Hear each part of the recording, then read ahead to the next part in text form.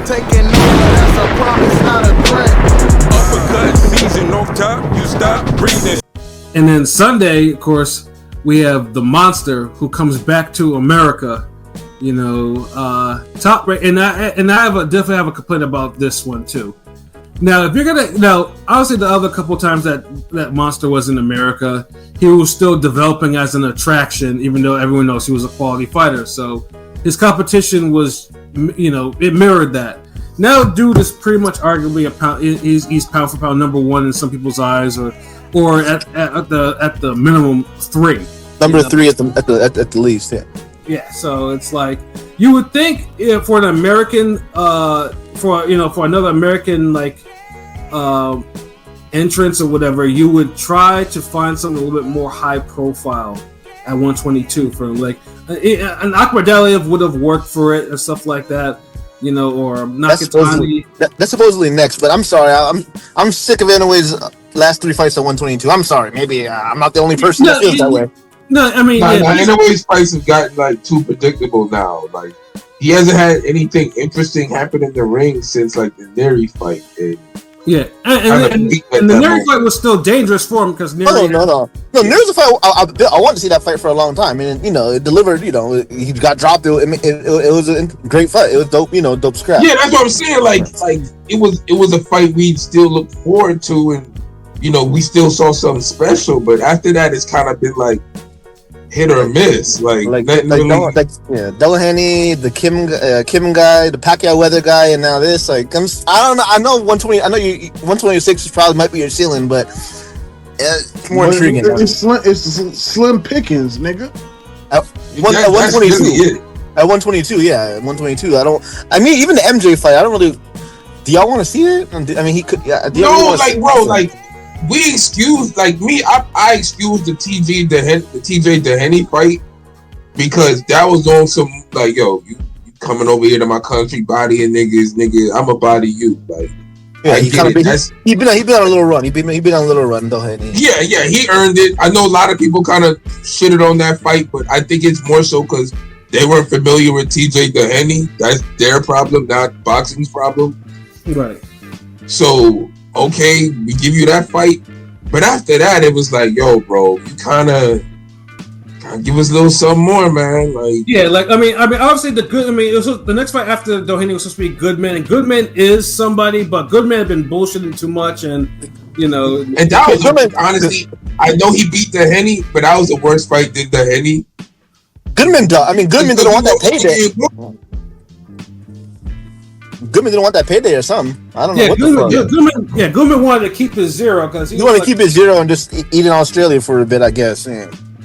Yeah. So it's getting to the point now, but unfortunately, it should be a much higher profile fight for him to come back to America, and you know, and unfortunately, it's not. Now, his opponent Cardenas is a higher quality than Kim and whatnot.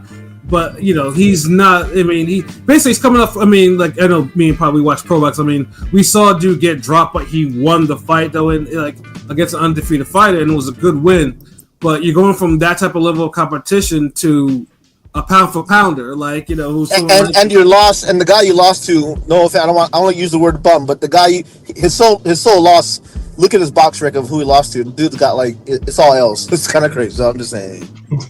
Yeah. So it's like it should be like this, and this is the reason why when people say, "Oh, Monster needs to come to America," you know, like he does not. In Japan, you know, at least if he fights something like this, it's an event. There's 50,000 people minimum in the stadium. He has pay-per-views. He controls a lot, and he makes his big sponsorships. His marketing. Like over here, this nigga is getting sponsored by like the local donut shop, like the record store. Like and he brings so much fucking money. Shout out to Android because he be sending me the tweets, and these niggas be trying to make it big time, like make it look bigger than what it is. Cause like niggas in Japan don't know, like. They don't know that this random store is just a regular store and it's not a franchise or a nationwide sponsored big shit. Yeah, because they make Inoue look second rate over here.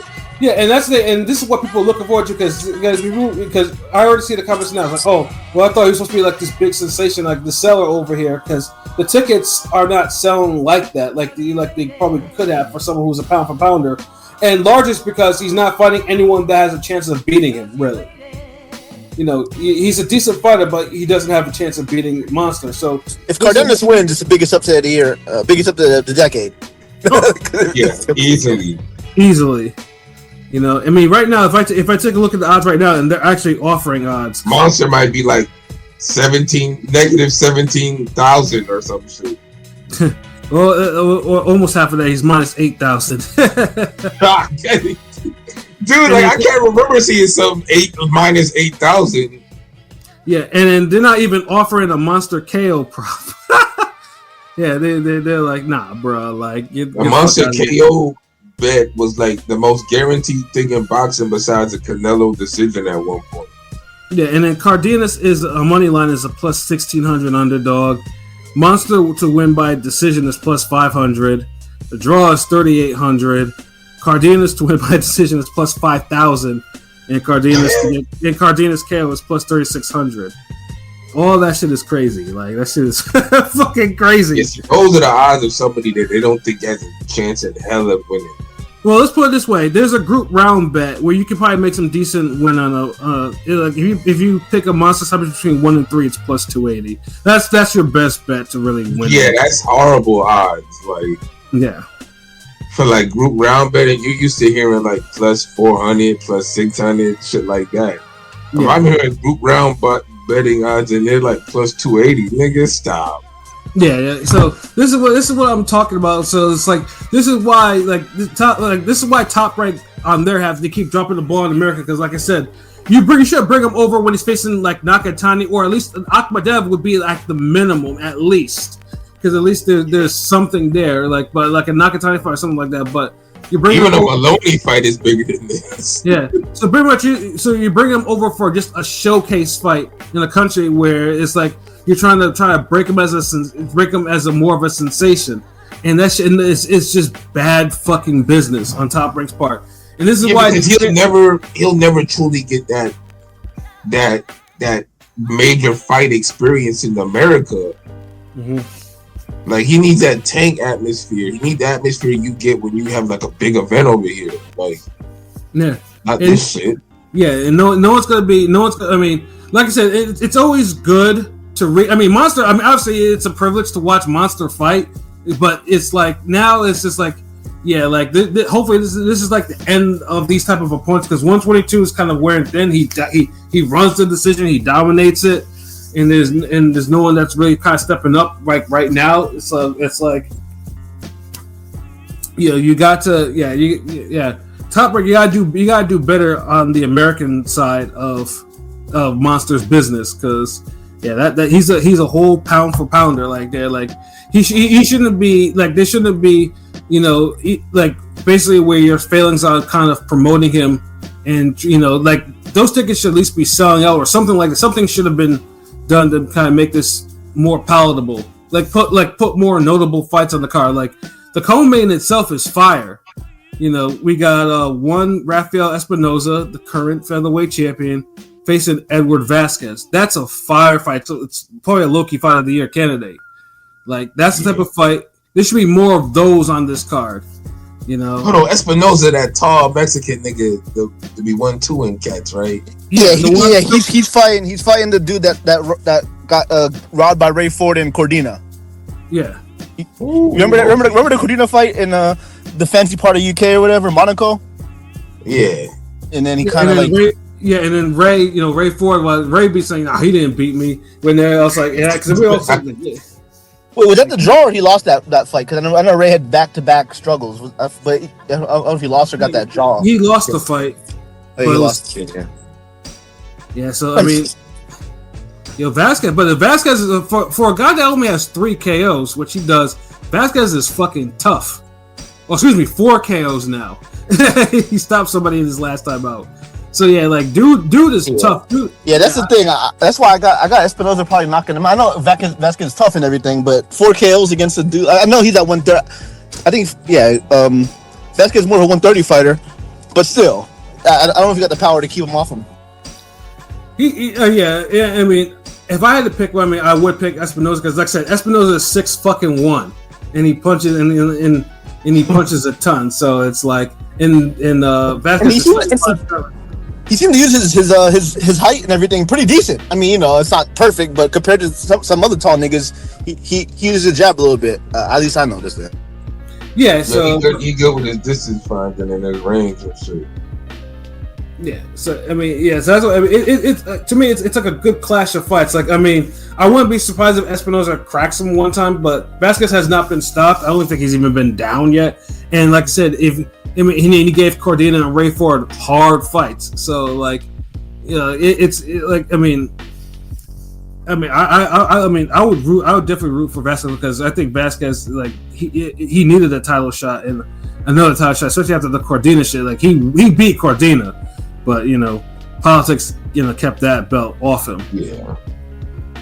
But let's see. Money line here is Vasquez is a plus 610 underdog, whereas Espinosa is a minus 1100 favorite.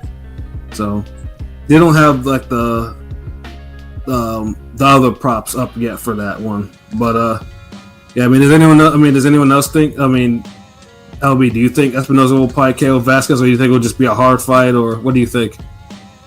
I think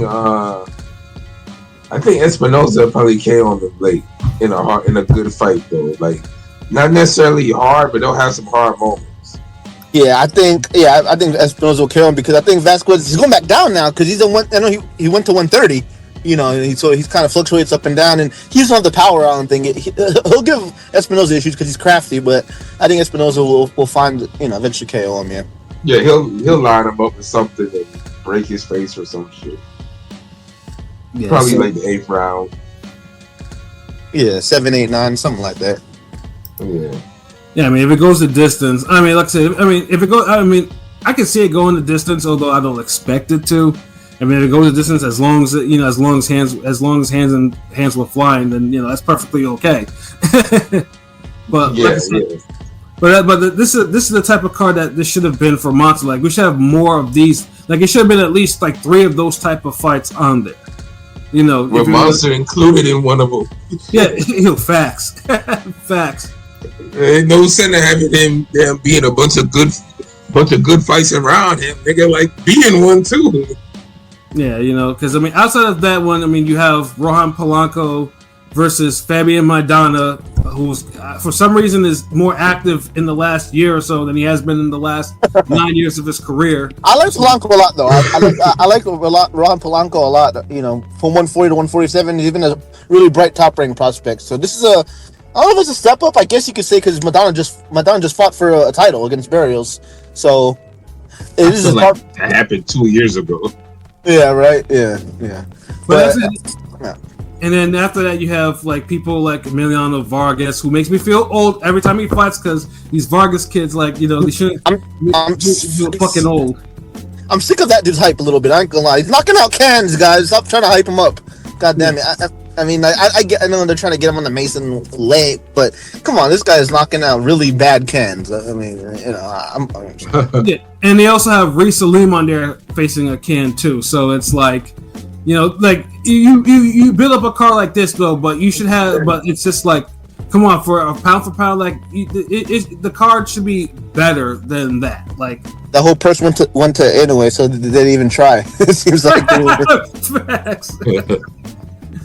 Oh man, no, that's facts. But yeah, no, that's on a Sunday. I think that starts at the prelims and shit, whatever, start at like 5:30 or whatever, or yeah. But yeah, it like I said, it's an interesting weekend of boxing. Like, I mean, we don't know what who knows what will come out of it. Will we get fight of the years? Will we get knockouts of the year, rounds of the year, fuckery of the year, upsets of the year? Like, I mean, the Espinosa fight legit got a case for being the best fight. Not a whole weekend. It does, but of course, if you're a degenerate gambler, like I said, it's a good fucking weekend to bet on some boxing, like straight up and down. Yeah, I honestly, it's so crazy. I wouldn't go crazy with no parlays on this. Like, this is more like zero in on 1 or 2 bets, maybe nothing bigger than a 2-leg or a 3-leg. But yeah, I mean, I know. I mean, I know. P will probably put in a crazy parlay. I know Rome be putting in some degenerate parlays as of late. Like that's, you know, I'll probably do like maybe 2 at the most. But yeah, I'm definitely not gonna go. I'm not gonna go sick though because, you know, because there's always gonna be that 1 or 2 fights that you put a bet on and it completely turns out to be the opposite, and then you're like, what the fuck, and then you get pissed that you lost your money like that. That's some old bullshit. Right, just focus on some underdogs, and then get maybe some solo underdog bets, and maybe one decent parlay, and keep it moving. Yeah, you know, definitely, you know, if you gamble, at least put in at least 1 bet though, because like I said, you just never know. Change your life. Yeah. Oh man, but I think that's it for tonight. That was a lot of boxing and shit like that. We need more weekends of boxing like this. Honestly, truthfully, but you know, kind of spaced and arranged and located in different ways. You know what I mean. Before we go, I want to ask a quick question. This weekend or Spence Fulton week, or Spence Inoue, you know, Spence Bud Inoue Fulton week. This week or like that this coming weekend or that week. No, that week was special because that week of the Fulton Inoue weekend from like, you know, that year, you know, where, you know, Bud Spence, yeah, like that was a special week, and that was that's the classic. Yeah, you had pound for pound niggas fighting. That's the yeah, 2 pound for pound. Niggas was outside undisputed. For that. Yeah, pound for pound 2 pound for pound undisputed fight. So yeah, you're right. I was double checking to see. Checking. Yeah, no, because I had to because that this shit is like a bunch of names matched decently with a few no hopers thrown in. So it's like and if you had Canelo Benavidez this weekend and all the other fights stayed the same, yes, this weekend is better. Haney Benavidez and Haney Ryan. I mean, you know, Benavidez Ryan. You know, dude, if you had Benavidez Canelo this weekend and all the other fights stay the same, no changing. Yeah, this might. Yeah, that's probably a better weekend. Yeah. Okay. Yeah, because that weekend changed a lot. Like not only just in boxing itself, but also like boxing, like social media. Because remember, Canelo Benavidez is bigger than Spence Crawford itself. Yeah, people want to see that fight like yesterday. Like this nigga fucking around, bitch. Yeah, so like because that in a way Fulton, Crawford Spence, like you know, platforms died because of those fights. Platforms got discredited because of those fights. People reputations and stuff like that, you know, from those fights were like went downhill and never recovered, type of shit. You know, niggas crashed out. It was just over. Yeah, niggas crashed the fuck out. Like, you know, one notable platform that was that was built from the bottom up crashed overnight because of it. Like it's yeah, that was a unique special week in itself. You know, now I'm not saying that can't happen this week because, like I said before, if Haney lose to Ramirez or anything like that, or Monster gets upset by Cardenas, or Canelo loses to Skull, oh yeah, the boxing will be turned on its fucking head because that's like, a lot of shit would change, but it just has to play out that way. But yeah, no, I think that is it. I think Pilot's having internet issues, or he's back now. Pilot, lucky for you, we'll wrap it up right now because I know it looks like you're having some internet issues. yeah, my bad. We out? We done? Yeah, we out. Yeah. So for myself, you know, Pat Scorpio, New England representative. For LB Shuttleworth, the God, the Go artist. Yes, boxing is life. You know, for King P, Bodega P, who's probably in La La Land right now with Fire shirt, LB. Dope shirt, B. Dope shirt. Oh, salute. Appreciate it, bro. Yeah, for Conscious Pilot and for Rome Top 5, you know, this was another wonderful episode of Real Talk, where as always, if shit's real, we talk about it. So until next time, peace. And I am Captain Planet. All right, so powers combined, nigga.